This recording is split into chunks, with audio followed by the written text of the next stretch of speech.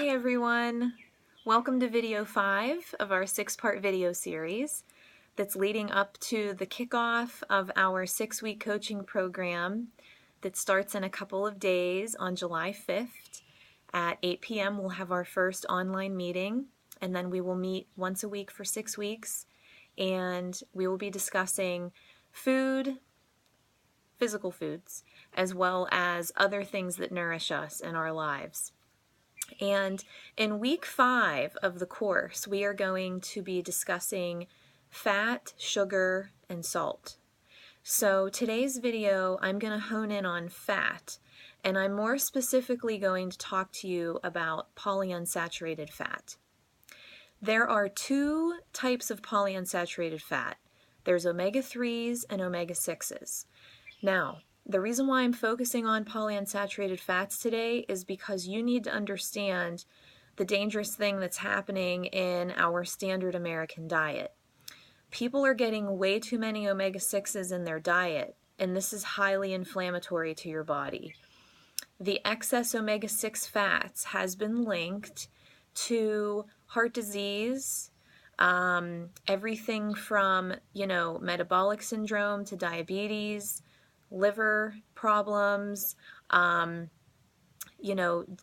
just obesity in general.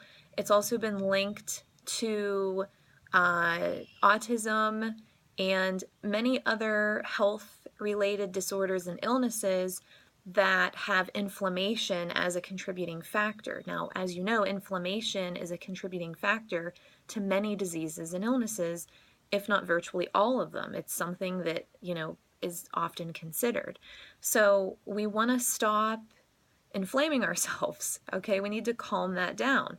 So one of the reasons why there's so much inflammation, again, is because we're getting way too many omega-6 fats in our diet. So polyunsaturated fats, omega-3s and omega-6s, those are the 2 types of polyunsaturated fat. So what are some of the foods, the oils that have the omega-6 fatty acids?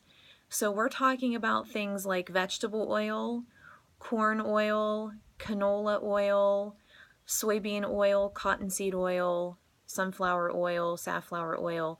So all of those industrialized oils that are created from those foods, from those sources.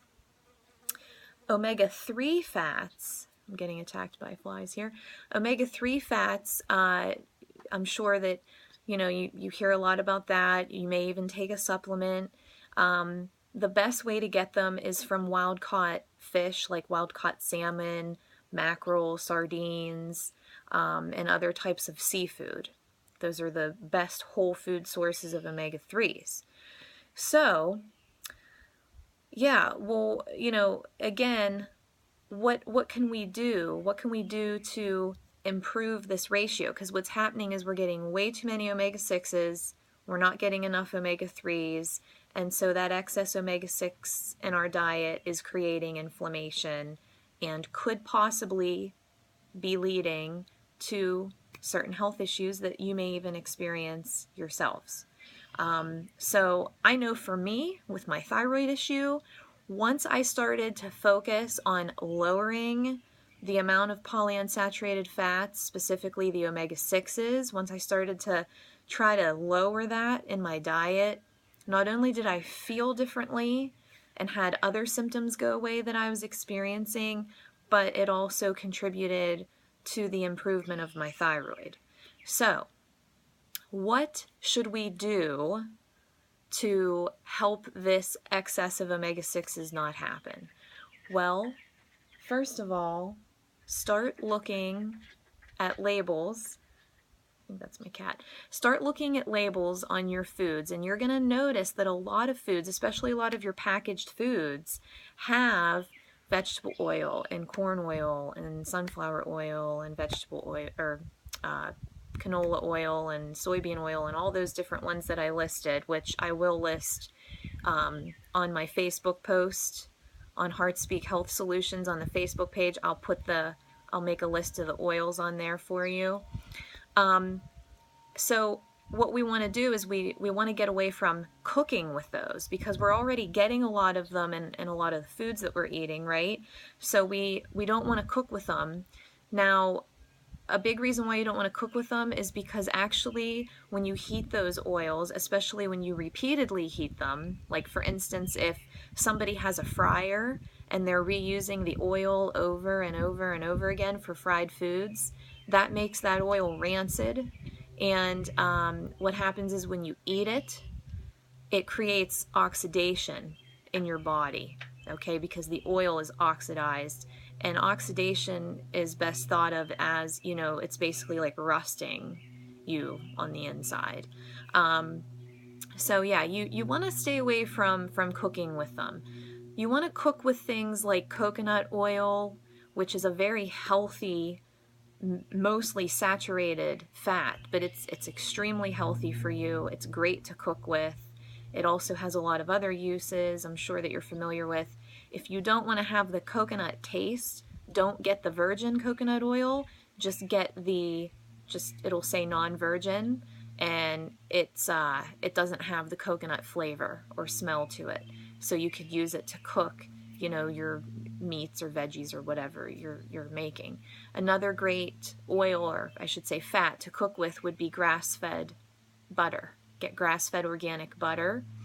And olive oil is good, as long as it's not, you don't want to cook real high with olive oil. You want to stay at a medium or low heat with olive oil. And you know, and obviously it's great with as a salad dressing, like, you know, oil and vinegar. So you know, those are some tips there as far as just trying to get away from getting too many of those omega-6 fats in your diet. So start paying attention to food labels. And you know, there are now, you know, more packaged foods that, you know, are getting away from that, from using too many omega-6s. There's even like popcorn that I've seen that's made with coconut oil, and it's just corn, or coconut oil and sea salt. You know, so if you can find snacks like that online, like on Thrive Market, or I've seen it at Whole Foods. I've seen it at Market District, Giant Eagle. You know, those are some great alternatives.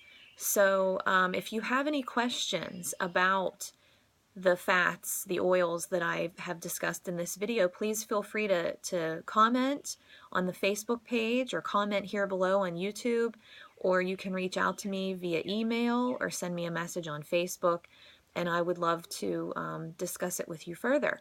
And we're also going to be exploring more about fats, also exploring sugar and salt in week 5 of our 6-week coaching program. So if you're interested in the coaching program, please reach out to me, and I'd be happy to talk to you more about that as well. So enjoy the rest of your holiday weekend. I've been having a great time just catching up with friends, and yeah, so enjoy, and I'll be back with the last video tomorrow. All right, have a great day. Happy 4th of July. Bye.